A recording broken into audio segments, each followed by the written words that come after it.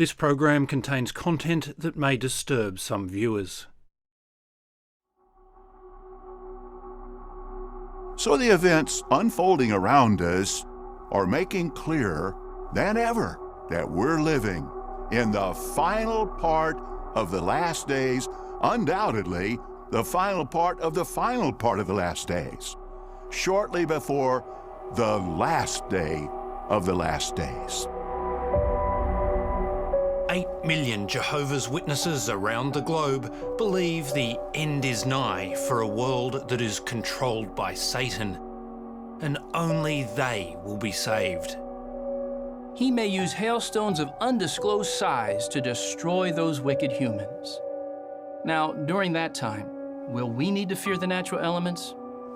Not at all. They are raised in this kind of fear bubble in which they're constantly being told the end of the world is near, Jehovah God is going to murder people who are unbelievers, you are going to be judged. But those who've managed to escape the organisation say the real danger is from this group of ultra-conservative biblical literalists. Former Jehovah's Witnesses have come forward to expose practices they say have destroyed lives. Everybody thinks that Jehovah's Witnesses are just lovely people, friendly, nice-looking people who may be a bit quirky, who knock on doors.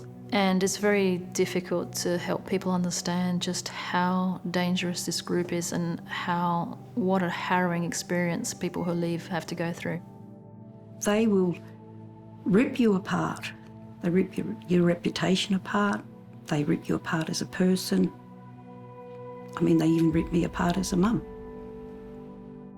Spending 50 years as a Jehovah's Witness, particularly once you realise that it's not the truth, has a devastating effect upon you. Silence, all stand. A Royal Commission exposed the treatment of victims of child abuse within the Jehovah's Witnesses. Well, it's a pretty cruel way of dealing with someone, isn't it, who has suffered sexual abuse. Well, to have 1,800 victims, over 1,000 perpetrators, and not a single case be reported to the authorities, to the police, it was shocking. I couldn't believe that. In the years since the Royal Commission, little has changed. If you refuse to accept there's a problem, then nothing can ever be done about it. Why are you letting this happen to children? Now in Australia, those scarred by this group are fighting back. It's worse than the Catholics. What has this organisation taken from you? 33 years of my life, and I'm not letting them take any more. They're not taking another part of my life. Tonight on Four Corners, we investigate the secretive world of the Jehovah's Witnesses. We expose the practices that continue to damage a new generation of children. We show how psychological warfare is used against former members, and we reveal how its bitter fight to protect its reputation and assets re-traumatises those who dare to stand up to it.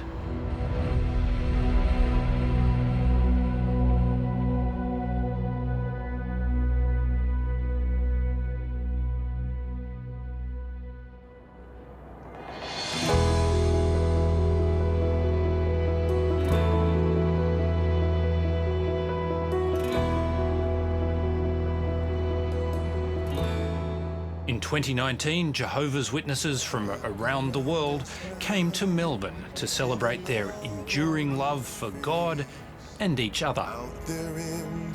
A slick 3-day program of prayer, song and preaching. Clothe yourselves with love, for it is a perfect bond of union. Unfailing love. Really, what other group of persons on earth are interested in discussing love that doesn't fail? Unfailing love.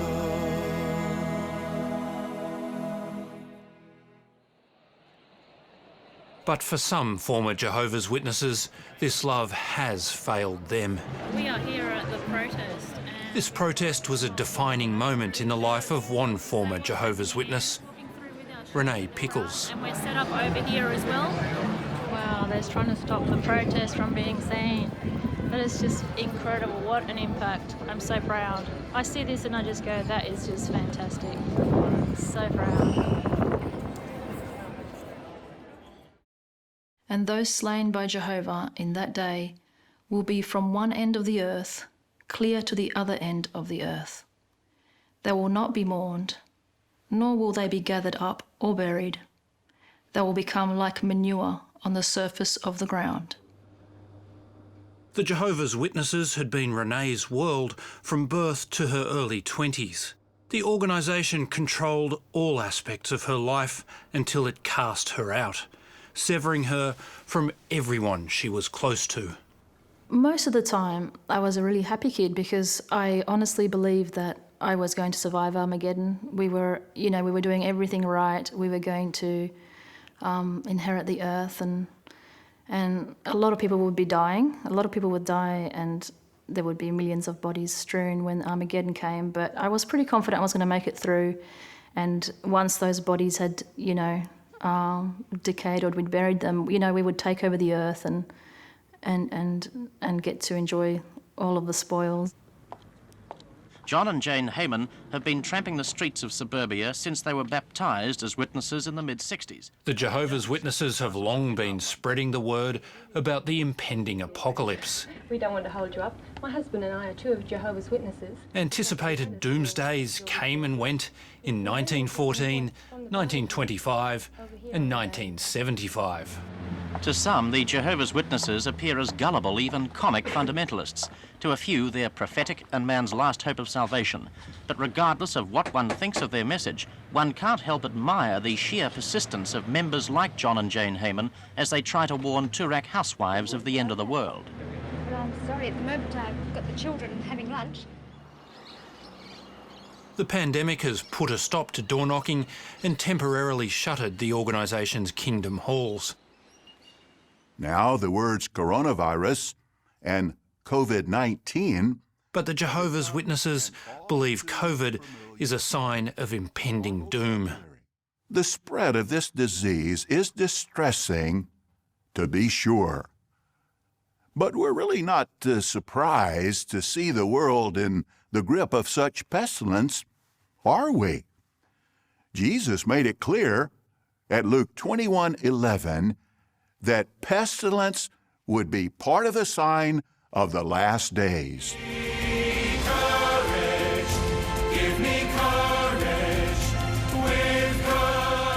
The organisation's in-house production studio pumps out slick instructional videos that deliver its unchanged message. The end is coming for everyone except them. Jehovah is guarding the lives of his loyal ones. Witnesses are told they are being persecuted by worldly institutions. Where are they? Check the basement. And are taught to distrust everyone outside the group. They're terrified about the idea of what the world is like. They're told that the world is a scary place out to get them. They're told the governments are going to eventually soon attack them.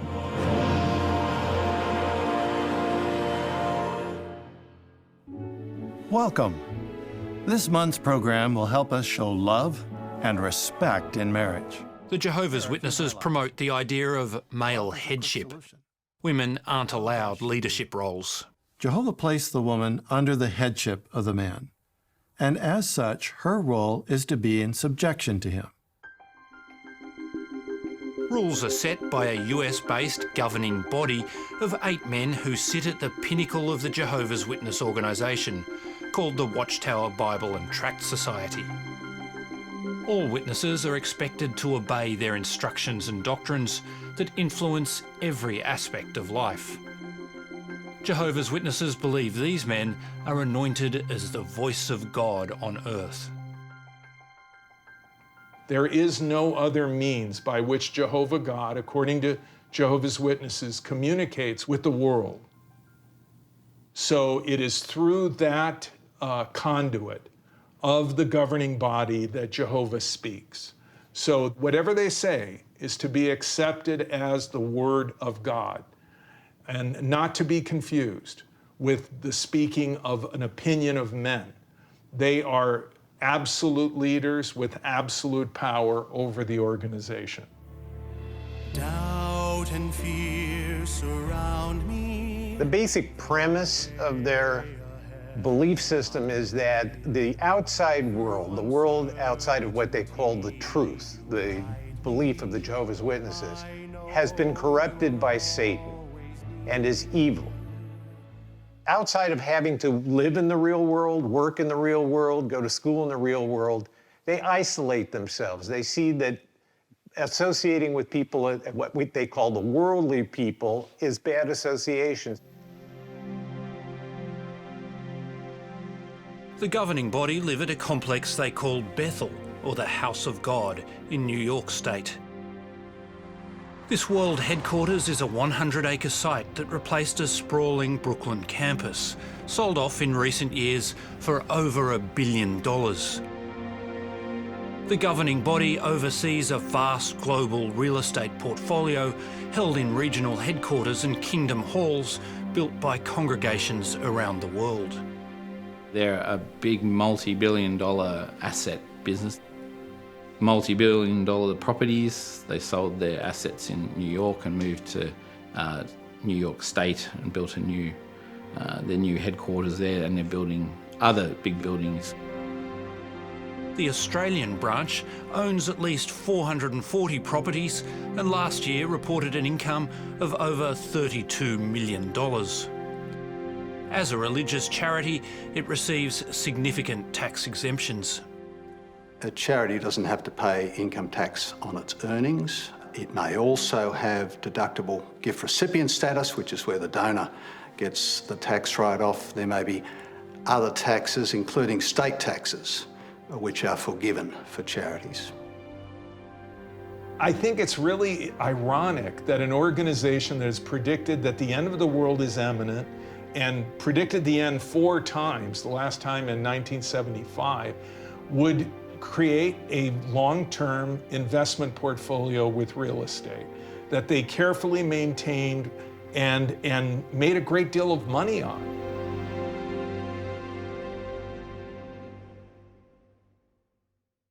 Whoever holds back his rod hates his son, but the one who loves him disciplines him diligently. Bill Hahn was his congregation's treasurer, known as the accounts servant. He was born into the organisation and raised his children as witnesses. What did you miss out on? Soccer. That was my big thing as a kid. I'd ask every year, can I play soccer? And I'd be like, no. It interrupts it. We've got to go witnessing, we've got to, meetings. Birthdays, we never celebrated birthdays. School Christmas activities, never involved. You grew up to feel like you were a foreigner in your own country. And yet you did the same thing to your own children. They were probably around 10, 12 at the time, and we knocked on a door, and it was a nice fella, and he said to the boys, "Oh, boys, wouldn't you rather be out playing soccer in the morning?" And my dear middle boy Oliver just like, "Oh no, that's not, it's all right, we like to meet people and talk to them." And I felt so sorry for him, and it really just came back to me of all that loss that I felt as a child. And then there's the fear, recounted by so many former Jehovah's Witnesses. What would get me was the little children out in the world, as they called it, because they were worldly people. The thought of them dying, that used to upset me, because we were taught that only Jehovah's people in the organisation would survive Armageddon. Everyone else on the outside would die. So it was our job to go out witnessing to try and bring as many people in as we could. And if you didn't take the opportunity to witness, you had their blood on your hand.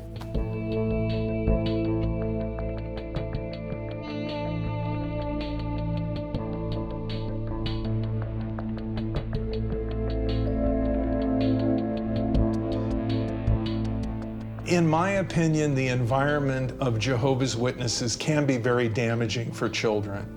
They are raised in this kind of fear bubble in which they're constantly being told the end of the world is near, Jehovah God is going to murder people who are unbelievers, you are going to be judged.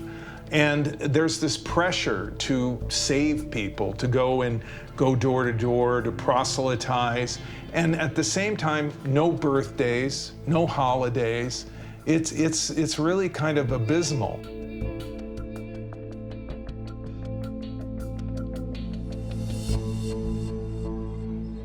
Children are taught from a young age that gay relationships are unacceptable. Carrie drew two mommies. She told me they're married to each other. My teacher says that all that matters is that people love each other and that they're happy. Well, people have their own ideas about what is right and wrong. But what matters is how Jehovah feels.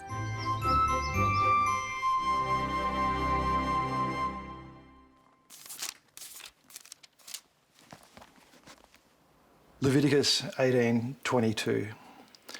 You must not lie down with a male in the same way that you lie down with a woman. It is a detestable act.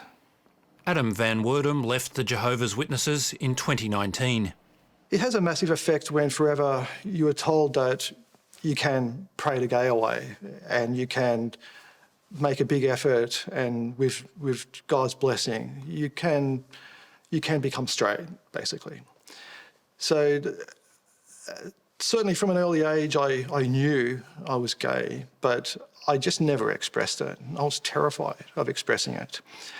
The hostility in the congregations for gay people is quite extreme.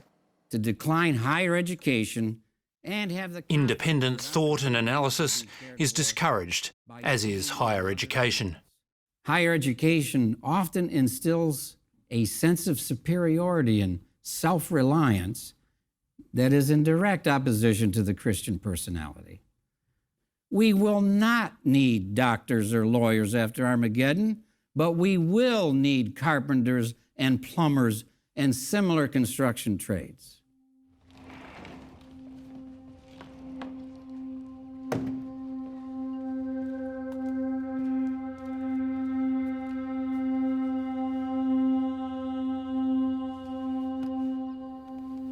I was given an opportunity in Year 12 to go to university. I was one of 6 kids in the school that was chosen early entry. And I remember when I got home that I showed Mum and we laughed and threw it away. Why would we get an education from Satan's system when we had the best education from Jehovah's organisation? I actually was science stocks at school, and I got into a Bachelor of Science at Sydney University. But I never did it because I was told it was a waste of time.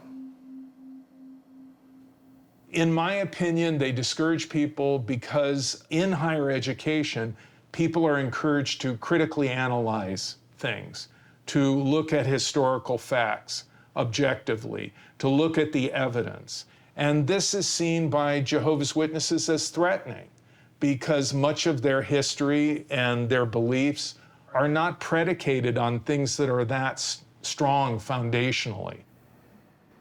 No single witness may convict another for any error or any sin that they may commit. On the testimony of 2 witnesses or on the testimony of 3 witnesses, the matter should be established. The moral rules of the Jehovah's Witnesses are strictly enforced by all-male panels called judicial committees. They're set out in a manual called Shepherd the Flock of God. So you could almost say it's the elders' Bible. They abide by everything that's written in there. Even if some things might be questionable, the elders still have to uphold what's in that guidebook. Peter Gutos was an elder for 15 years and sat on hundreds of these committees. Most cases would have been fornication, adultery, not many cases about uncleanness, acts of smoking or drinking. For each individual, it's quite humiliating because they had to reveal these personal things, that most embarrassing things, and private things that they had to reveal it to, in amongst 3 men. So quite intimidating, and especially for young women to face 3 men about private issues like that. And these men would interrogate them to really find whether they were truly repentant. So the questions were really, really exhausting and humiliating for the victim. Yeah. What kinds of questions would be asked? Did you touch their private parts, and how often did you touch their private parts? Were they satisfied in you touching their private parts? These are the kind of questions that each person would be facing. Yeah. The experience can be excruciating for those facing these panels, like Renee Pickles. I was subjected to a judicial commission, and it was one of the worst experiences of my life. I believe it is the main reason for a lot of my trauma.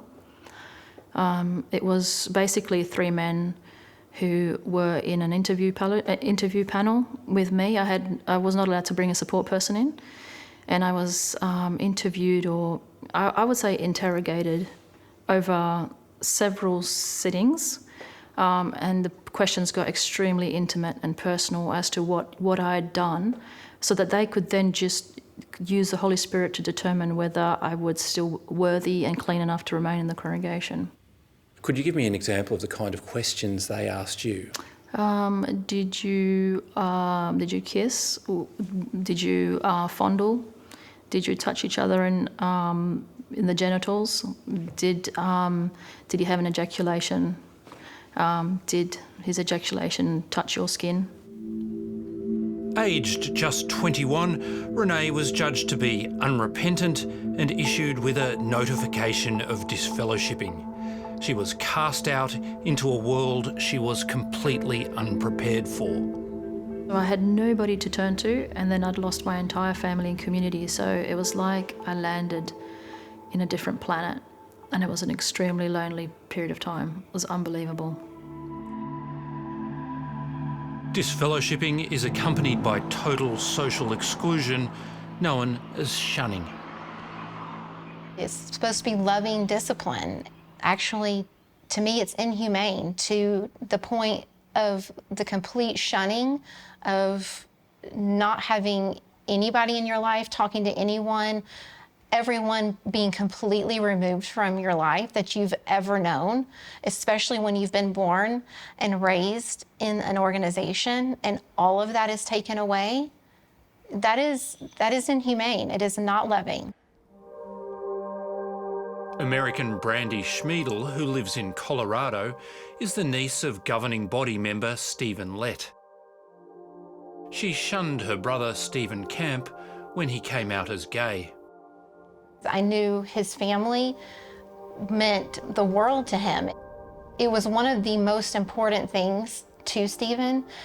For him to be faced with this decision was probably one of the biggest things he was ever going to have to face.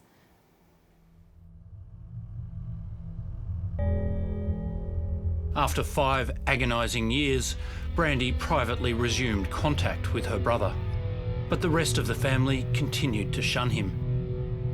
In 2020, he committed suicide, leaving these instructions for his funeral. Things I don't want. The mention of religion or JWs talked about upon my passing. They were the source of where this all began. It was one of the most important things in his life was his family and his friends, and he lost both. Soon after Stephen's death, his uncle, Stephen Lett, gave this address about the impending apocalypse. There will be many others who will come back, who will have to abandon their former way of life. I was thinking, as an example, a homosexual. Now, this former homosexual comes back in the resurrection, and he really thought, and he was taught, and he came to believe that God accepted him with that lifestyle. But now he's going to learn about Jehovah's moral standards. It was extraordinarily insensitive, especially this is just a few months after my brother had died. It did give me the courage to speak out about this because this needs to end, because it is hurting way too many people.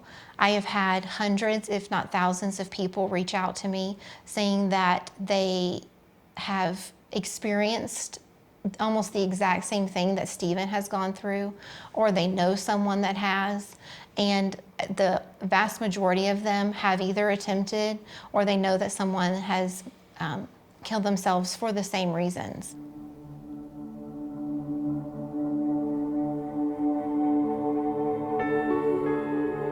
The closed world of the Jehovah's Witnesses was exposed in 2015 by the Australian Royal Commission into institutional responses to child sexual abuse. It was an astounding process. We were, perhaps contrary to what the public believed, quite a small team of lawyers. There were three or four of us working on this case. James Pender was part of the team that uncovered a vast cache of internal files compiled by Jehovah's Witnesses over 60 years. Everything's written down, so the allegations of survivors, what was said and what was done is all recorded, and then those records are provided to the branch office in Australia and kept on file. The files documented allegations and confessions of the abuse of more than 1,800 children by more than 1,000 alleged perpetrators. We pored over these 5,000 files and created a spreadsheet detailing allegations via perpetrator, recording the number of victims, the age of victims, their location, whether the perpetrator was a ministerial elder or a servant at the time, the positions of people that knew, and all the relevant details. So it was a very forensic process, and I think in retrospect quite traumatic. The Royal Commission found no evidence that the Australian branch office had alerted authorities about any of the abuse documented in its files. It was the scale of what was recorded, the strangeness of what was recorded, the intimacy of what was recorded, and the fact that none of it had been reported. It was astounding. Well, to have 1,800 victims, over 1,000 perpetrators, and not a single case be reported to the authorities, to the police, it was shocking. I couldn't believe that. If anyone comes to you and does not bring this teaching, do not receive him into your homes or say a greeting to him. For the one who says a greeting to him is a share in his wicked works. The scale of abuse staggered Kevin Dean, who was a Jehovah's Witness elder in the US. When you look at the numbers in Australia of Jehovah's Witnesses, and then you look at the numbers in the United States, we have over 1 million witnesses. Well, I knew that the situation is even much worse, probably, in the United States than it is in Australia. When an allegation of wrongdoing is made within the Jehovah's Witnesses, internal action against the alleged offender is taken by a judicial committee of elders only if there is a confession or 2 witnesses. So if there isn't a second witness, then likely that allegation is not considered to be justified and therefore the sin not to have been committed. And so no action would be taken by the congregation in relation to that allegation of abuse. What we know about child sexual abuse is it doesn't take place in front of people, it's secret, and often only the perpetrator and the victim are present. So that's a very dangerous practice, that they won't accept that an allegation has occurred without 2 witnesses. The Jehovah's Witnesses have contested the Royal Commission findings and continue to dispute that the organisation has a problem with its handling of child abuse.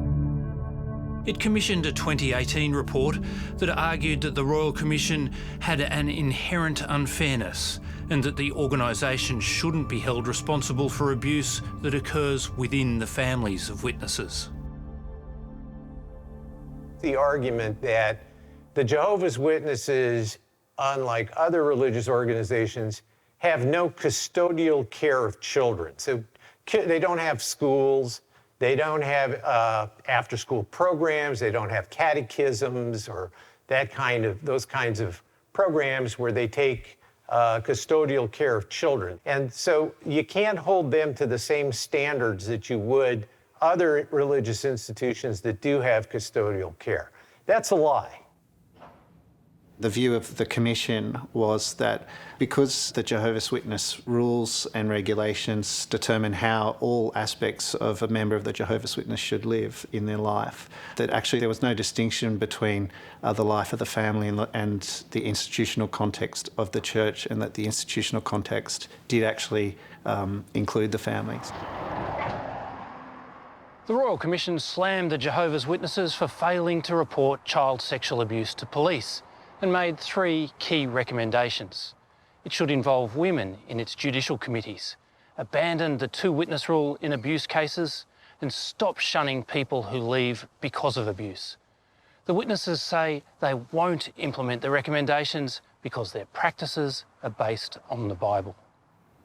The policies and practices themselves are based on Bible scriptures. They're outdated and they're just inappropriate for the way in which child sexual abuse tends to occur, and the way in which responses to child sexual abuse should happen.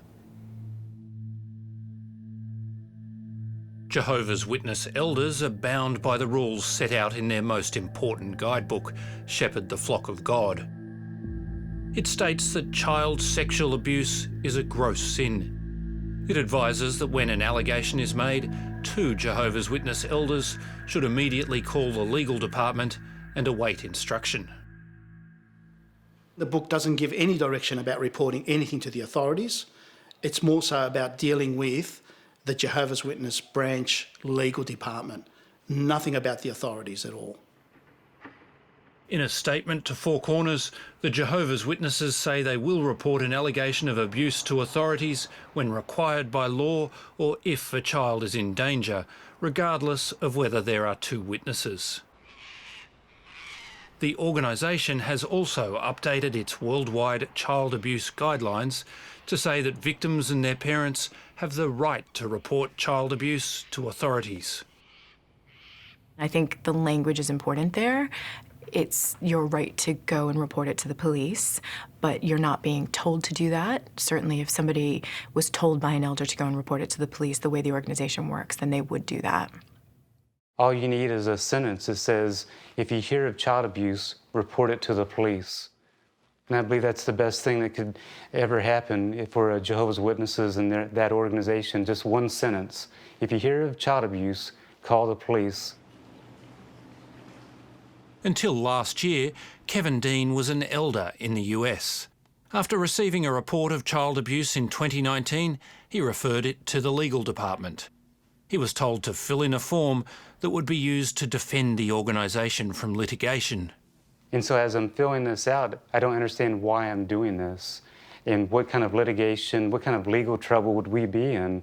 Why would I need a lawyer? And when I read the legal verbiage in it, that's when I realized that this is not about protecting children. They were concerned about protecting the organization. What happened next staggered Kevin Dean. About a couple of weeks after I had these conversations with the legal department, I get a phone call and the brother says, Brother Dean, we want you to destroy all your notes, written and electronic. And I think they were afraid that there would be some kind of a contradiction between the elders' notes and the questionnaire. And so since we'd already filled out the questionnaire, they didn't want anything to conflict with that. He decided to leave the Jehovah's Witnesses and testify against them in a US investigation. Do you think it was about protecting the organisation? Absolutely.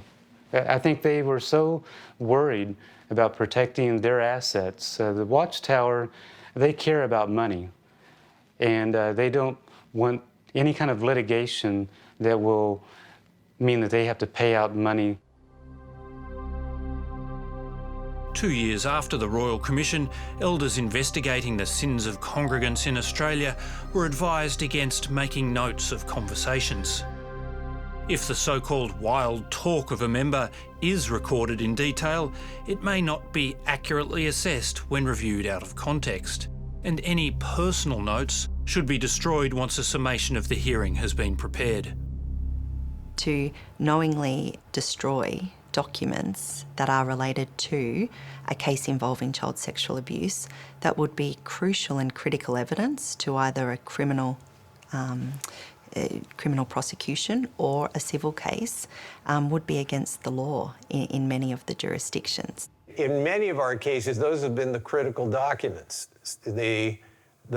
What's kept in a confidential file are forms with minimal information, but in practice, in many congregations, elders would put their notes in those files, and their notes would have the details. The notes would tell the real story.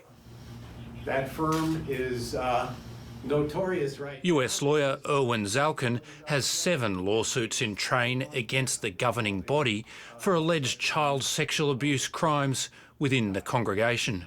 We've called this press conference today to announce that we filed yet another lawsuit against the Jehovah's Witnesses.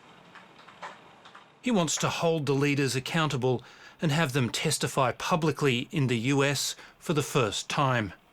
They will do everything to avoid what they call bringing reproach against Jehovah, and that includes keeping everything in-house. Lawyers who have battled the Jehovah's Witnesses in the US and UK say the organisation has a global problem with both child abuse and the way it responds to victims. Kathleen Hallisey brought the first successful civil case in the UK against the Jehovah's Witnesses. It's called A versus Watchtower.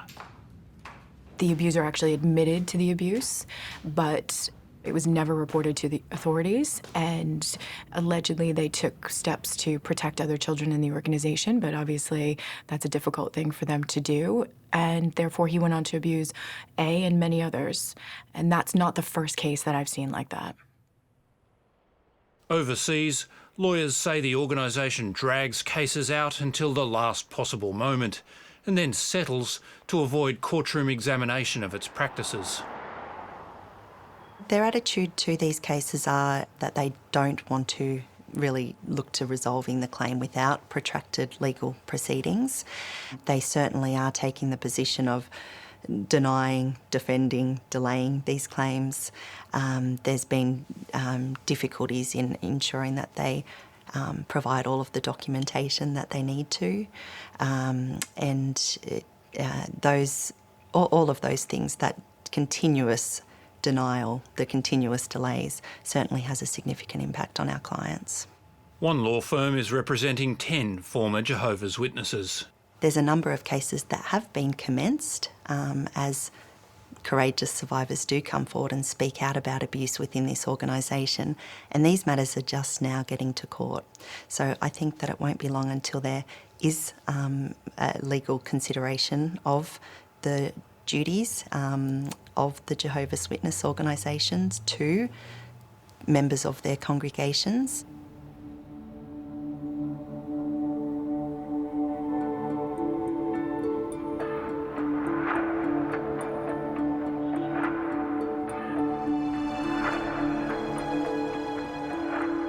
As an 11-year-old girl growing up in the remote Queensland town of Mount Isa, Amy Whitby says she was sexually abused inside the home her family shared with another Jehovah's Witness family. The job of an elder is to shepherd the congregation, to look after the flock, to keep them safe. That's their job, because we're Jehovah's people. And it's their job to keep us safe, and they failed. Amy's mother says she complained about the alleged abuse to a witness elder. There was meetings with the elders in my friend's home, but I was never believed. I was told that I was mental. They used my illness against me because I had that breakdown and I suffered manic depression. And so they used that against me. As part of Amy's case, she's claiming that the elders must have known the alleged abuser had been convicted the previous year of offences against an 8-year-old boy. So there'd just be no way that those elders would not have known that he was charged, arrested by the police and charged, and then went to court. There's just no way they would have not knowing about it. It just doesn't happen in that religion.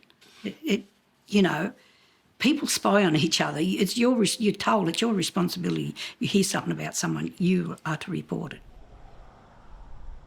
The Jehovah's Witnesses say local elders weren't aware of the prior conviction, and regardless, the organisation isn't responsible for the acts of its members within the family home.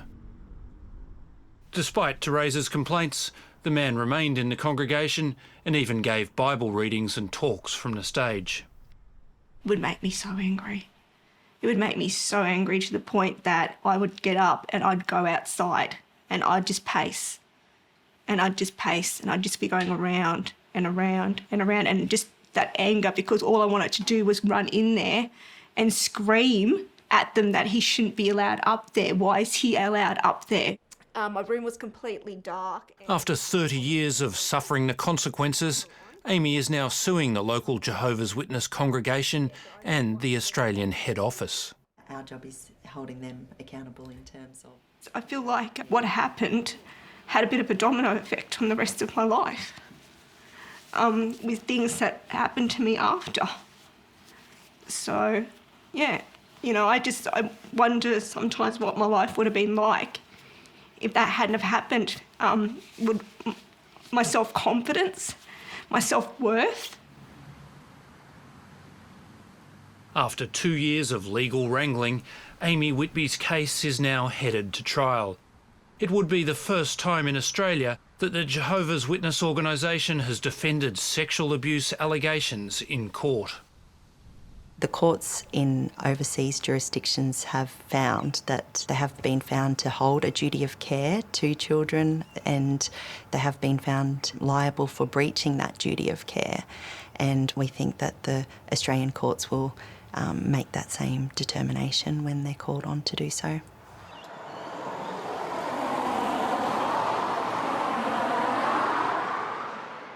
Most major religious groups named by the Royal Commission have apologised and taken steps towards compensating victims of abuse. We're not seeing any of that in terms of responses from the Jehovah's Witnesses. Since the Royal Commission, ourselves, we've resolved over 900 cases successfully, and for around $150 million in compensation. Not one of those cases has been resolved successfully against the Jehovah's Witness organisation. The organisation says there is no evidence that the Jehovah's Witnesses are guilty of institutional child sexual abuse, and that it responds to compensation claims in a caring, fair and principled manner. But it long resisted joining a redress scheme designed to help victims, agreeing to sign up only after it was threatened with the loss of its charity status. There's a number of benefits that this organisation gets because it is a religious entity, a charitable institution. There's tax benefits.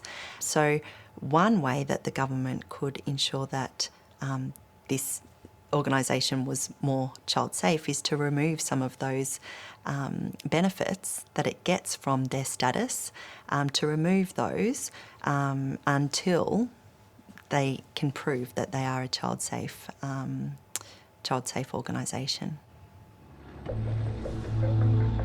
The people who break away from the Jehovah's Witnesses pay a terrible price. They remain cut off from their families and closest friends, those they love the most. Within the ex-Jehovah's Witnesses, we do it once a year, is a Memorial Day. I did it a few times. You take a bunch of flowers and a card to mourn the loss of your family and leave it on the door of a Kingdom Hall. It's like a death, and that's where I've come to terms with. Mum died 3 weeks ago, and I just got I knew it was coming at some point, and I just got a text message from my brother say, "Oh, by the way, Mum died yesterday of stomach cancer, doesn't want a funeral, didn't want a fuss, and that's it, Jeff. Bill Hahn also grieves for his 3 oldest children who continue to shun him. So really for the last 10 years, from when the reality of it set in, that okay, they view me as dead, that you almost mourn in reverse. I've just had to grieve the fact that, look, until they wake up themselves and leave and come out of the religion, that basically I just have to view them as that they've passed away, which is not nice, but it's a way of coping.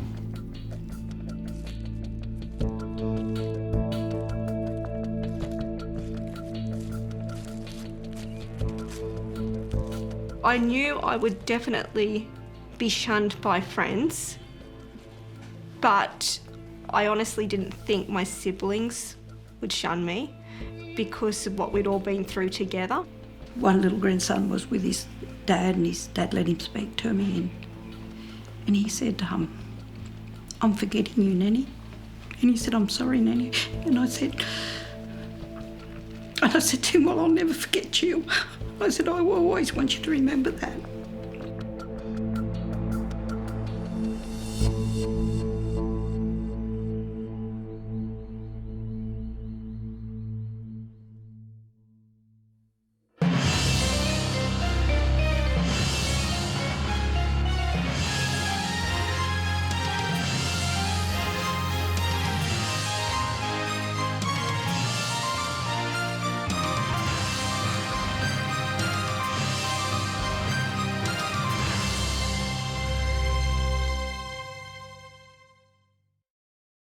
If the material covered in this story has raised any issues for you, you can contact one of these services.